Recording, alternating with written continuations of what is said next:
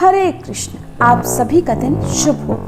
आज दिनांक है 9 जुलाई और दिन है बुधवार। आज आषाढ़ मास का 28वां दिन है और आज चतुर्दशी तिथि पूरा दिन रहने के बाद मध्य रात्रि 1:36 पर समाप्त होगी। इसके बाद में पूर्णिमा तिथि प्रारंभ हो जाएगी और ब्रह्म मुहूर्त सुबह 4:15 से 5:03 तक रहेगा। सूर्योदय का समय रहेगा सुबह 5:51 पर और सूर्यास्त शाम 7:12 पर। इसके अलावा आज अमृत काल रात 10:04 से 11:46 तक रहेगा। राहु काल दोपहर 12 बजे से 1:30 बजे तक रहेगा और आज ब्रह्म योग रात 10:09 तक, बाद में इंद्र योग प्रारंभ हो जाएगा। और आप सभी का एक बार फिर से स्वागत है आज की कथा में और हर दिन कमेंट्स करने के लिए आप विशेष श्रोताओं का बहुत बहुत धन्यवाद। अब आषाढ़ मास समाप्ति की ओर है। धीरे धीरे समय कब बीत जाता है पता ही नहीं चलता और अब आने वाले सावन महीने में भी आपको हमारे चैनल पर इसी तरह से कथाएं सुनाई जाएंगी। शिव महापुराण की कथाएं भी सुनाई जाएंगी। इसलिए अगर आप इन कथाओं को सुनने के इच्छुक हैं और चैनल को सब्सक्राइब नहीं किया हो तो जरूर कर लीजिएगा। बाकी वीडियो को कभी कभी लाइक और कमेंट्स करके भी बता दिया करें। मृत्यु एक ऐसा शब्द जिससे हर मनुष्य डरता है, चाहे वो राजा हो या रंक, ज्ञानी हो या फिर भोला। पर क्या मृत्यु वास्तव में अंत है? हम सोचते हैं कि मृत्यु सब कुछ छीन लेती है, पर सच्चाई ये है मृत्यु हमें वही देती है जो जीवन भर हमसे दूर रहा, ईश्वर का साक्षात आलिंगन। जब कोई प्रिय व्यक्ति चला जाता है तो हृदय चित्कार करता है, लेकिन अगर ध्यान से देखें तो वो सिर्फ शरीर छोड़ता है, आत्मा तो ईश्वर की ओर लौटती है। आज की कथा मृत्यु के भय को नहीं बल्कि उसकी रहस्यपूर्ण करुणा को उजागर करेगी, क्योंकि जिसे संसार अंत समझता है संत उसे आरंभ मानते हैं। और आज के महात्म्य का शुभारंभ करने से पहले हम सभी प्रार्थना करें। हे करुणा में प्रभु, जब मृत्यु हमारे द्वार पर आए तो हमारे मन में भय नहीं, आपका नाम गूंजे। जब हम अपनों को खोएं तो आप हमें वो शक्ति दें कि हम उनकी आत्मा को आपके दिव्य आलोक में कल्पना कर सके। हमें ये विश्वास दें कि मृत्यु कोई छीनने वाला दूत नहीं बल्कि आपकी गोद में ले जाने वाली एक मौन सवारी है। प्रभु, मृत्यु के बाद भी आपका नाम हमारा साथ कभी न छोड़े। आज के अध्याय से पहले आपको मृत्यु से जुड़ी एक ऐसी ही कथा सुनाते हैं। बहुत समय पहले की बात है। कान्यकुब्ज नगरी में एक ब्राह्मण रहता था जिसका नाम था अजामिल। वो बचपन में बहुत धार्मिक, वेदों का ज्ञाता और सत्कर्मी था, लेकिन धीरे धीरे संसार के आकर्षणों में फंसकर वो भटक गया। उसने एक दासी के साथ जीवन बिताया और धर्म से दूर होता गया। उसने अपने छोटे पुत्र का नाम नारायण रखा था, केवल नाम भर से। जब अजामिल वृद्ध हुआ और मृत्यु निकट आई, उसके कर्मों के अनुसार यमदूत उसे लेने आए तो वह क्षण कठिन था। शरीर असहाय, आंखें बंद, सांसें थकी हुई और कमजोर। लेकिन जैसे ही उसे मृत्यु का भय हुआ, उसने डर के मारे जोर से पुकारा, नारायण। वो तो अपने पुत्र को पुकार रहा था, पर यह क्या हुआ? भक्त वत्सल भगवान विष्णु ने उसी क्षण गरुड़ पर सवार होकर प्रकट होकर यमदूतों को रोक दिया। विष्णु दूतों ने कहा, जिसने मरते समय प्रभु का नाम लिया उस पर तो यमराज का कोई अधिकार नहीं। अजामिल की आत्मा कांप उठी। उसने देखा कि उसके पाप एक पुकार से धुल गए। उसने करुणा से भरकर प्रभु के चरणों में प्रार्थना की, प्रभु, मैंने तो जीवन भर आपको भुला दिया, पर आपने मेरी एक पुकार ही सुन ली। अब जीवन का शेष भाग मैं केवल आपको ही अर्पित करता हूँ। उसने फिर यमदूतों से मुक्ति पाई, तपस्या की और प्रभु की कृपा से मोक्ष को प्राप्त हुआ। इस कथा का सार ये है कि मृत्यु का भय सबको होता है, लेकिन भगवान के नाम में ऐसी शक्ति है कि वो मृत्यु की गति को भी मोड़ सकता है। अजामिल ने जानबूझकर नहीं पुकारा था, फिर भी भगवान ने केवल नाम की महिमा के कारण उसे बचा लिया। सोचिए, अगर हम पूरी श्रद्धा से भगवान को पुकारें तो भगवान कैसे दौड़े नहीं आएंगे। इसीलिए तो भगवत गीता में कहा गया है, अंत काले च मामेव स्मरन् मुक्त्वा कलेवरम यह प्रयाति स मद्भावम याति नास्त्यत्र संशयः, अर्थात जो मृत्यु के समय मुझे स्मरण करता है वह निश्चित रूप से मेरे धाम को प्राप्त करता है। अब सुनिए आज का महात्म्य। एक बार की बात है, किसी गांव में एक बहुत ही ज्ञानी पंडित रहता था। एक दिन वह अपने बचपन के मित्र से मिलने के लिए किसी दूसरे गांव में जा रहा था। उसका वह मित्र बचपन से ही गूंगा और एक पैर से अपाहिज था। उसके मित्र का वह गांव बहुत दूर था। रास्ते में कई छोटे छोटे गांव पड़ते थे। अपने मित्र से मिलने की खुशी में वह पंडित अपनी धुन में आगे बढ़ता जा रहा था। तभी रास्ते में उसे एक और आदमी मिल गया।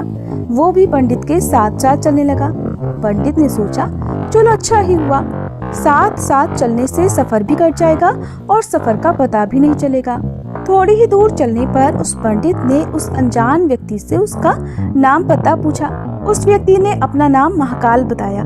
पंडित को ये नाम थोड़ा अजीब सा लगा, लेकिन पंडित ने नाम के बारे में कुछ पूछना उचित नहीं समझा। वे दोनों धीरे धीरे साथ में चल ही रहे थे। तभी रास्ते में एक गांव पड़ा। तब महाकाल ने पंडित से कहा कि तुम आगे चलो, मुझे इस गांव में एक संदेशा देना है, मैं तुमसे आगे आकर मिलूंगा। पंडित ने कहा ठीक है। ऐसा कहकर पंडित आगे की ओर चल दिया और महाकाल उस गांव में चला गया। तभी गांव भर में खबर फैली कि एक व्यक्ति को भैंसे ने मार दिया है। इधर जैसे ही भैंसे ने किसी व्यक्ति को मारा, उधर महाकाल वापस आ गया। फिर चलते चलते पंडित और महाकाल दोनों एक दूसरे गांव के बाहर पहुंच गए। यहाँ पर भी एक छोटा सा मंदिर बना हुआ था और ठहरने की व्यवस्था भी अच्छी लग रही थी। पंडित के मित्र का गांव भी वहाँ से अभी काफी दूर था। रात भी होने वाली थी। तब पंडित ने महाकाल से कहा कि रात होने वाली है, सारा दिन चलते चलते थकान भी हो रही है और जोर से भूख भी लगी है। एक काम करते हैं, हम यहीं पर रहकर थोड़ा आराम भी कर लेते हैं, पहले भोजन कर लेंगे, कल सुबह आराम से आगे का सफर तय करेंगे। पंडित की बात सुनकर महाकाल ने कहा ठीक है, मुझे इस गांव में किसी को कोई जरूरी सामान देने जाना है, तो तुम खाना खाकर आराम करो, मैं थोड़ी देर बाद आकर खाना खा लूंगा। ऐसा कहकर महाकाल वहां से चला गया। लेकिन उसके जाते ही कुछ ही देर बाद उस गांव से धुआं उठता हुआ दिखाई दिया और देखते ही देखते पूरे गांव में आग लग गई। पंडित ने बड़े आश्चर्य से सोचा कि ये महाकाल जहाँ भी जाता है वहाँ पर किसी न किसी तरह की कोई ना कोई हानि नुकसान जरूर हो जाता है, कुछ तो गड़बड़ है। लेकिन पंडित ने रात में महाकाल से इस बात का कोई जिक्र तो नहीं किया। फिर सुबह दोनों ने अपने गंतव्य की ओर चलना प्रारंभ किया। कुछ ही देर में रास्ते में एक गांव पड़ा। अब फिर से पहले की तरह महाकाल ने पंडित से कहा कि आप आगे चलते जाइए, मैं थोड़ी देर बाद आपको मिल जाऊंगा। मुझे इस गांव में भी कुछ जरूरी काम है, मैं वो काम करके आपसे जल्दी आकर मिलता हूँ। ऐसा कहकर महाकाल आगे जाने लगा। लेकिन इस बार पंडित आगे नहीं बढ़ा, बल्कि वहीं पर खड़ा होकर महाकाल को देखता रहा कि अब देखूं वो कहाँ जाता है और क्या करता है। तभी थोड़ी ही देर में लोगों की जोर जोर से आवाज़ें सुनाई देने लगी कि किसी व्यक्ति को सांप ने डस लिया है और वो मर गया है। ठीक उसी समय महाकाल फिर से उस पंडित के पास पहुंच गया। लेकिन इस बार पंडित से रहा नहीं गया। आखिरकार उसने महाकाल से पूछ लिया कि एक बात तो बताओ, तुम जिस गांव में जाते हो वहाँ कोई ना कोई नुकसान जरूर हो जाता है, क्या तुम मुझे बता सकते हो ऐसा क्यों हो रहा है? महाकाल ने जवाब दिया कि पंडित जी, आप तो मुझे बड़े ज्ञानी मालूम पड़े थे, इसलिए मैं आपके साथ साथ चलने लगा था, क्योंकि ज्ञानियों का संग बहुत अच्छा होता है, परंतु आप तो अभी तक नहीं समझ पाए कि मैं कौन हूँ। पंडित ने कहा, मैं समझ गया हूँ, लेकिन मुझे फिर भी कुछ शंका है। अगर आप ही अपना सही परिचय दे दें तो मेरी ये शंका भी दूर हो जाएगी। महाकाल ने जवाब दिया कि मैं यमदूत हूँ और यमराज की आज्ञा से उन लोगों के प्राण हरता हूँ जिनकी आयु पूरी हो चुकी है। हालांकि पंडित को पहले से इस बात की शंका थी, फिर भी महाकाल के मुंह से सुनकर पंडित घबरा गया। आखिरकार हिम्मत बटोर कर उसने पूछा कि अगर ऐसी बात है और तुम सचमुच यमदूत हो तो बताओ, अगली मृत्यु किसकी होगी? यमदूत ने जवाब दिया, अगली मृत्यु तुम्हारे उसी मित्र की है जिससे तुम मिलने जा रहे हो, और उसकी मृत्यु का कारण भी तुम ही बनोगे। ये बात सुनते ही पंडित तो सहम गया। अब पंडित सोचने लगा कि यदि वास्तव में ये यमदूत हुआ तो उसकी बात भी सही होगी, और फिर मेरे कारण मेरे बचपन के सबसे अच्छे मित्र की मृत्यु हो जाएगी। इसलिए अच्छा तो यही होगा कि मैं अपने मित्र से मिलने ही ना जाऊं। कम से कम मैं तो उसकी मृत्यु का कारण नहीं बन सकूंगा। महाकाल ने देखा कि पंडित कुछ सोच रहा है, तो महाकाल ने कहा कि तुम जो सोच रहे हो वो सब मुझे पता है, मैं सब जानता हूँ, मगर तुम्हारे अपने मित्र से मिलने ना जाने से नियति नहीं बदल सकती। तुम्हारे मित्र की मृत्यु निश्चित है और वह अगले कुछ ही क्षणों में घटित होने वाली है। महाकाल के मुंह से ये बातें सुनकर पंडित को झटका सा लगा, क्योंकि महाकाल ने उसके मन की बात जो जान ली थी, जो कि एक साधारण व्यक्ति के लिए बिल्कुल संभव नहीं था। अब तो पंडित को विश्वास हो गया कि ये महाकाल सचमुच में ही यमदूत है। वह अपने मित्र की मृत्यु का कारण ना बने, इसलिए पंडित अब पीछे की ओर वापस मुड़ा और अपने गांव की ओर वापस जाने लगा। किंतु जैसे ही पंडित मुड़ा, उसका मित्र तेजी से उसकी ओर ही आता हुआ दिखाई दिया, जो पंडित को देखकर बड़ा प्रसन्न लग रहा था। अपने मित्र के आने की गति को देखकर पंडित को ऐसा लगा मानो उसका मित्र बहुत समय से उसके ही पीछे आ रहा हो। लेकिन वो तो बचपन से ही गूंगा था और पैर से भी अपाहिज था, इसलिए ना तो वह पंडित के पास पहुंच पा रहा था और ना ही पंडित को आवाजें दे पा रहा था। लेकिन जैसे ही वह पंडित के पास पहुंचा, अचानक उसकी मृत्यु हो गई। पंडित ये देखकर हक्का बक्का हो गया और महाकाल की ओर देखने लगा, मानो पूछना चाह रहा हो कि आखिर हुआ क्या। महाकाल पंडित के मन की बात समझ गया और बोला, तुम्हारा मित्र पिछले गांव से तुम्हारे पीछे पीछे आ रहा था, लेकिन वह अपाहिज और गूंगा होने के कारण तुम तक नहीं पहुंच सका। उसने अपनी पूरी ताकत लगाकर तुम तक पहुंचने की कोशिश की, लेकिन बुढ़ापे में बचपन या जवानी जैसी ताकत नहीं होती, इसलिए हृदयाघात के कारण तुम्हारे मित्र की मृत्यु हो गई। क्योंकि तुमसे मिलने के लिए वह अपनी गति की सीमा को लांघते हुए तुमसे मिलने के लिए पीछे पीछे भाग रहा था, इसलिए अपने मित्र की मृत्यु का कारण तुम ही बने। अब पंडित को विश्वास हो चुका था कि सचमुच ये महाकाल एक यमदूत ही है और उसका काम जीवों के प्राणों को हरना है। पंडित एक ज्ञानी व्यक्ति था, तब वो ये भी जानता था कि मृत्यु पर किसी का कोई बस नहीं चलता, सभी जीवों को एक न एक दिन मरना ही है। यही सोचकर उसने अपने आप को संभाल लिया। लेकिन अचानक पंडित के मन में खुद की मृत्यु के बारे में जानने की इच्छा जागी, इसलिए उसने महाकाल से पूछा कि जब मृत्यु मेरे मित्र की होनी थी तो तुम शुरू से मेरे साथ क्यों चल रहे थे। महाकाल ने जवाब दिया, मैं तो सभी के साथ चलता हूँ, हर पल चलता रहता हूँ, किंतु लोग पहचान ही नहीं पाते, क्योंकि लोगों के पास अपनी समस्याओं के अलावा किसी और व्यक्ति, वस्तु या घटना के संदर्भ में सोचने, समझने या देखने का समय ही नहीं होता। पंडित ने महाकाल की बात सुनी तो कहा, तो फिर क्या तुम मुझे बता सकते हो कि मेरी मृत्यु कब और कैसे होगी। महाकाल ने कहा, हालांकि किसी भी सामान्य जीव को ये जानना ठीक नहीं है, क्योंकि कोई भी जीव अपनी मृत्यु के बारे में जानकर बहुत दुखी होता है, लेकिन तुम ज्ञानी व्यक्ति लगते हो और अपने मित्र की मृत्यु को तुमने जितनी आसानी से सहन कर लिया है, उसे देखकर लगता है कि तुम अपनी मृत्यु के बारे में जानकर भी दुखी नहीं होगे। इसलिए मैं तुम्हें बता देता हूँ कि तुम्हारी मृत्यु आज से ठीक 6 महीने बाद आज के ही दिन किसी दूसरे राज्य में फांसी लगने से होगी। और सबसे आश्चर्य की बात यह होगी कि तुम खुद खुशी से फांसी को स्वीकार कर लोगे।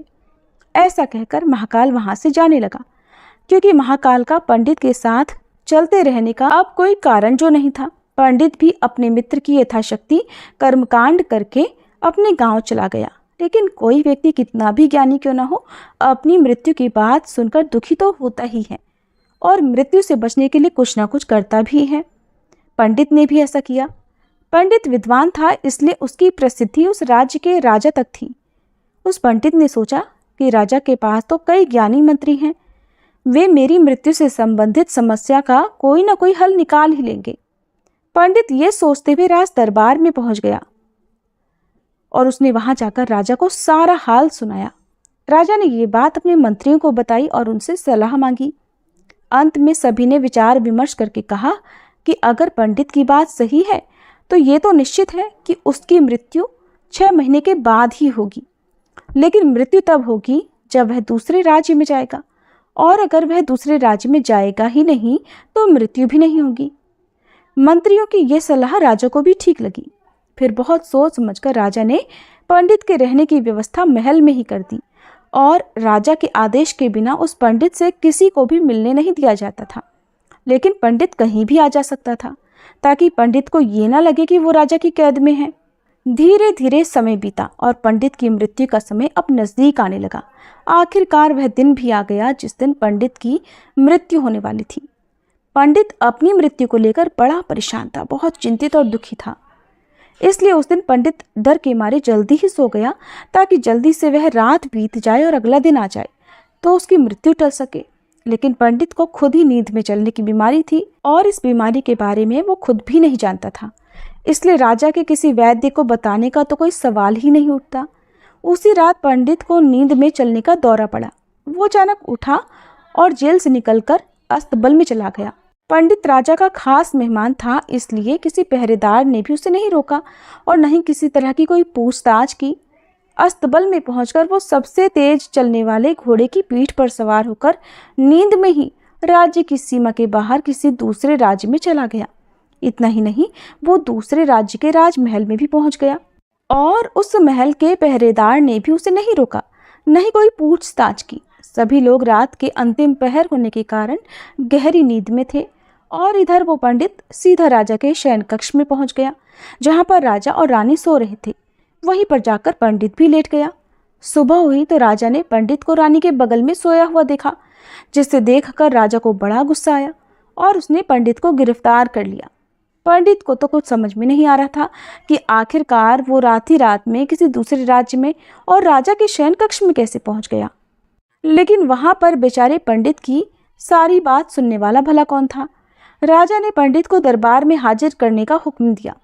कुछ समय बाद पंडित को दरबार में लाया गया और फिर थोड़ी देर बाद राजा का दरबार लगा, जहां राजा ने पंडित को देखा और देखते ही क्रोधित होकर पंडित को फांसी पर चढ़ा देने का आदेश सुना दिया। फांसी की सजा सुनकर पंडित कहाँ गया। फिर भी कुछ हिम्मत करके उसने राजा से कहा कि मैं ये नहीं जानता हूँ कि मैं राजमहल में कैसे पहुँच गया और ये भी नहीं जानता कि मैं आपके शयन कक्ष में कैसे आया और आपके राज्य के किसी पहरेदार ने मुझे रोका क्यों नहीं। लेकिन मैं इतना जानता हूँ कि आज मेरी मृत्यु होनी थी और अब सच में होनी जा रही है। राजा को पंडित की ये बात थोड़ी अटपटी लगी। उसने पूछा कि तुम्हें कैसे पता कि आज तुम्हारी मृत्यु होनी है? आखिरकार तुम कहना क्या चाहते हो? राजा के इस सवाल के जवाब में पंडित ने महाकाल से मिलने की सारी बात बता दी और कहा कि महाराज, मेरा क्या किसी भी सामान्य व्यक्ति में इतना साहस नहीं कि वो राजा के शयन कक्ष में राजा की उपस्थिति में रानी के पास चला जाए और सो जाए। राजा को पंडित की बातों में थोड़ी सच्चाई दिखाई दी, लेकिन उसने सोचा कि अपनी मृत्यु से बचने के लिए महाकाल और अपनी मृत्यु की कोई झूठी कहानी सुना रहा है, कोई भविष्यवाणी का बहाना बना रहा है। इसलिए राजा ने पंडित से कहा, अगर तुम्हारी ये बात सच है तो आज तुम्हारी मृत्यु का दिन है, जैसा कि तुम्हें महाकाल ने कहा था, तो तुम्हारी मृत्यु का कारण मैं नहीं बनूंगा। लेकिन अगर ये बात झूठी निकली तो निश्चित ही आज तुम्हारी मृत्यु का दिन होगा, क्योंकि पड़ोसी राज्य का राजा उसका मित्र था। उसने तुरंत सैनिकों के हाथ दूसरे राज्य के राजा को पत्र भेजा और पंडित की बात की सच्चाई का पता लगाने का प्रमाण मांगा। शाम तक भेजे गए सैनिक वापस लौटे और उन्होंने बताया कि महाराज, पंडित जो कह रहा है वो पूरी तरह सच है। दूसरे राज्य के राजा ने पंडित को रहने के लिए अपने ही महल में पूरी व्यवस्था कर रखी थी और पिछले 6 महीने से वो पंडित राजा का मेहमान था। कल राजा इससे अंतिम बार मिले थे। इसके बाद वो इस राज्य में कैसे पहुंच गया, इसकी जानकारी किसी को नहीं है। इसलिए उस राज्य के राजा के अनुसार पंडित को फांसी की सजा देना उचित नहीं है। लेकिन अब राजा के सामने एक नई समस्या आ गई, क्योंकि उसने तो बिना कुछ सुने ही पंडित को फांसी की सजा जो सुना दी थी। इसलिए अगर दंड फांसी नहीं दी जाए तो राजा के कथन का अपमान हो जाएगा, और अगर राजा के द्वारा दी गई सजा का मान रखा जाए तो बेचारे पंडित की तो बिना वजह ही मृत्यु हो जाएगी। अब राजा ने अपने सभी मंत्रियों को बुलाकर इस बारे में चर्चा की। सभी मंत्रियों ने सुझाव दिया कि महाराज, पंडित को एक कच्चे सूत से फांसी लगवा दें। इससे आपके कहने का मान भी रह जाएगा और कच्चे सूत के धागे से भला किसी को फांसी तो लगेगी नहीं, इसलिए पंडित को भी फांसी नहीं लगेगी और उसकी जान भी बच जाएगी। राजा को ये सुझाव बहुत अच्छा लगा। उसने ऐसा ही आदेश सुना दिया। अब पंडित के लिए कच्चे धागे के सूत का फांसी का फंदा तैयार किया गया और नियम के अनुसार पंडित को फांसी पर चढ़ाया जाने लगा। सभी लोग खुश थे कि ऐसा करने से ना तो पंडित मरेगा और ना ही राजा का वचन झूठा होगा। अब पंडित को भी विश्वास था कि सूत के धागे से तो उसकी मृत्यु हो नहीं सकती, इसलिए वो भी बड़ा खुशी खुशी फांसी पर चढ़ने को तैयार था, जैसा कि महाकाल ने उससे कहा था कि वो खुशी खुशी फांसी पर खुद चढ़ेगा। अब इधर जैसे ही पंडित को फांसी दी गई, सूत का धागा तो टूट गया, लेकिन टूटने से पहले उस कच्चे सूत के धागे ने अपना काम कर दिया। पंडित के गले की नस सूत के धागे से कट चुकी थी और पंडित जमीन पर पड़ा तड़प रहा था। हर धड़कन के साथ ही उसके गले से खून की फुहार निकल रही थी और देखते ही देखते पंडित का शरीर पूरी तरह से शांत हो गया। पंडित के प्राण निकल चुके थे। सभी लोग आश्चर्यचकित थे, पंडित को मरते देख रहे थे। किसी को विश्वास ही नहीं हो रहा था कि इस कमजोर से धागे से भला किसी की मृत्यु हो सकती है। लेकिन घटना थी जो घट चुकी थी और नियति ने अपना काम कर दिया था। कहते हैं कि जो होना होता है वो होकर ही रहता है। काल पर किसी का वश नहीं। हम चाहे कितनी भी सावधानियां बरत लें, कितने भी उपाय कर लें, लेकिन हर घटना और घटना की पूरी प्रणाली पहले से ही विधाता द्वारा तय होती है, जिसे हम थोड़ा सा भी बाल बराबर भी इधर उधर नहीं कर सकते। इसलिए ईश्वर ने हमें भविष्य जानने की क्षमता ही नहीं दी है। शायद भगवान ने ये शक्ति हमें इसलिए भी नहीं दी हो ताकि हम अपने जीवन को ज़्यादा बेहतर ढंग से जी सकें। और यही बात उन पंडित जी पर भी लागू होती है। यदि पंडित ने महाकाल से अपनी मृत्यु के बारे में ना पूछा होता तो 6 महीने इस तरह राजा की कैद में डर डर कर हर दिन अपनी मृत्यु का इंतजार करने की बजाय उसने बहुत बेहतर जीवन जिया होता। ठीक इसी तरह से हमें अपने आप को भी समझना चाहिए। अपने आसपास रहने वाले सभी जीव जंतुओं के बारे में भी सोचना चाहिए। सभी को एक समान प्यार देना चाहिए, सभी की कद्र करनी चाहिए, क्योंकि मरना तो एक न एक दिन सभी को है। तो क्यों ना हम अपने आज को भरपूर जी लें, सबको खुशियां दें और खुद भी खुशी से जीवन जी लें। ये था आज का प्रसंग। आपको कैसा लगा कमेंट करके जरूर बताइएगा।